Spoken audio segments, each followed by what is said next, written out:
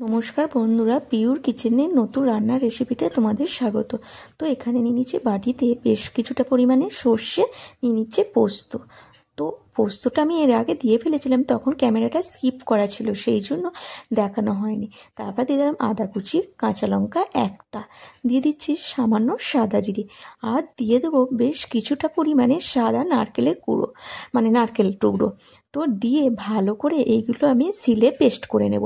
তো তোমরা চাইলে বন্ধুরা মিক্সিতেও পেস্ট করতে পারো, তো মিক্সির থেকে শিলে বাটলে এর টেস্টটা খুব দারুণ হয়।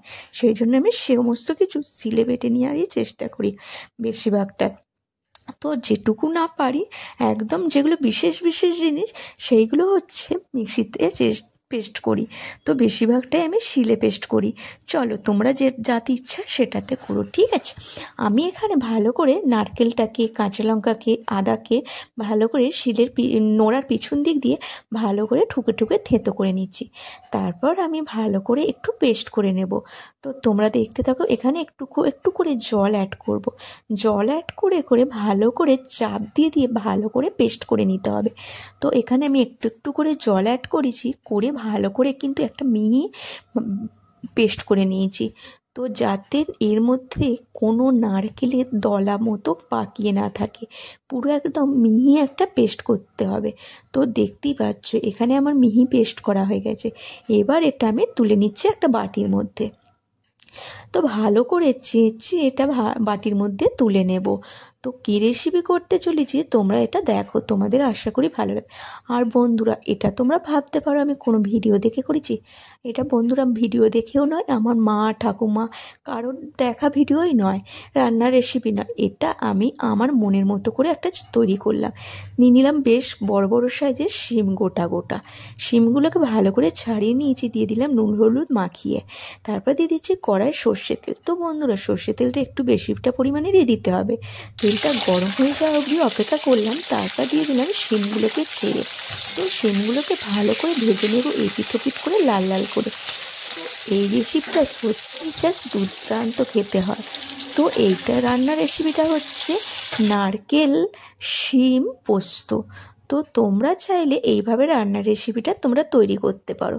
তো আমি তো এইভাবে তৈরি করেছিলাম বন্ধুরা, জাস্ট খেতে একটা অপূর্ব হয়েছিল। তো তোমাদেরকে বলে বোঝানো যাবে না। তো যদি রেসিপিটা ভালো লাগে তো তোমরা অবশ্যই বাড়িতে ট্রাই করো। আগেই বললাম এটা কোনো ভিডিও দেখে নয়, মা ঠাকুমা কারোরই ভিডিও নয়, রেসিপি নয়। এটা আমি আমার মনের মতো করে জাস্ট করার চেষ্টা করেছি। তারপর শিমগুলোকে ভেজে তুলে নেওয়ার পর ওই তেলের মধ্যে দিয়ে দিলাম সামান্য টমেটো কুচি। টমেটো কুচিটাকে দিয়ে ভালো করে নাড়াচাড়া করার পর দিয়ে দিচ্ছি একটু সামান্য নুন, যাতে টমেটোটা ভালো সফট হয়ে যায়। গ্যাসের ফ্লেমটা লো ফ্লেমে রেখে এর মধ্যে আমি একটা কাজ করে নিই। চলো তখন টমেটোগুলো গলতে থাকুক, আর এখানে এই বাটাটার মধ্যে একটু সামান্য নুন, সামান্য লঙ্কার গুঁড়ো, সামান্য যেটা যেটা লাগবে সব কিছু অ্যাড করে নিই। একটু হলুদ গুঁড়ো দিয়ে দিলাম, সামান্য নুন দিয়ে দিয়েছি, হলুদ গুঁড়ো, লঙ্কার গুঁড়ো দিয়ে ভালো করে দিয়ে একটু সামান্য জল দিয়ে দিলাম অ্যাড। তো খুব বেশি জল অ্যাড করলাম না, ওই ছোটো কাপের 1 কাপ মতো জল আমি আন্দাজ মতো একটা দিয়ে দিলাম। দিয়ে ভালো করে একটা চামচে দিয়ে ব্যাটারটাকে গুলে নিলাম।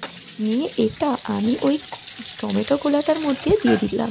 তো টমেটোটা এখানে আমার ভালো রকমের সফট হয়ে গেছে। দিয়ে ভালো করে মিশিয়ে একটুখানি ফুটিয়ে নেব। তো এই ব্যাটারটা ভালো করে ফুটিয়ে নেওয়ার পর একটু সামান্য চিনি দিয়ে দিলাম।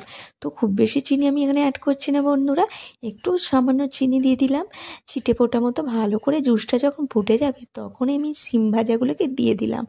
তো শিম ভাজাগুলোকে দিয়ে দেওয়ার পর ভালো করে শিমটাকে ফুটতে দেব। তো যখন গ্রেভিটা একটু ঘন ঘন হয়ে আসবে তখন একটুখানি নামিয়ে নিতে হবে। তো বন্ধুরা জাস্ট খেতে কিন্তু দুর্দান্ত হয়েছিল। আমার তো শিমের রেসিপিটা তৈরি করা হয়েছে, তোমাদের কি ভালো লেগেছে? ভালো লাগলে অবশ্যই বাড়িতে ট্রাই করে ফেলো, এটা একটা নতুন রেসিপি। তারপর আমি ওপর থেকে কিন্তু 2-3টে কাঁচা লঙ্কা চেরা শিমটার মধ্যে দিয়ে দেবো। তোমরা চাইলে এটা দিতেও পারো, আবার না চাইলেও দিতে পারো। আর যদি ধনেপাতা থাকে জাস্ট দিয়ে দিতে পারো। আজকের রেসিপিটা ভালো লাগলে অবশ্যই লাইক কমেন্ট আর শেয়ার